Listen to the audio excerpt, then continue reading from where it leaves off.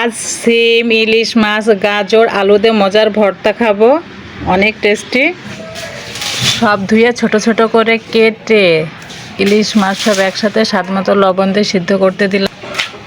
লবণ হলুদ দিলাম পরিমাণ মতো। সব সুন্দরভাবে সিদ্ধ হয়ে গেছে, এদিকে পানি শুকিয়ে গেছে।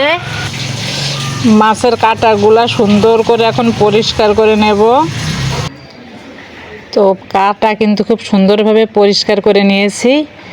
আর এই ভর্তাটা খাওয়ার আগেই গন্ধে পেট ভরে যাচ্ছে।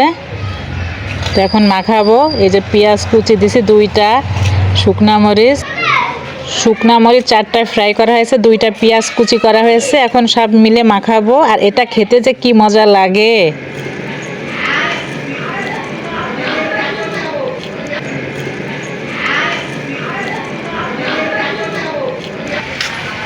অসম্ভব মজা লাগে, অসম্ভব মজা।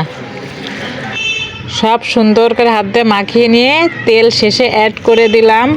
আর এখানে কিন্তু 7-8 কোয়া রসুনও সিদ্ধ করতে দিছিলাম। এই ভর্তা থাকলে আমি 100 রকমের তরকারি যদি রান্না করা থাকে তাও সেটা ছুঁয়ে দেখি না, এত মজা হয়।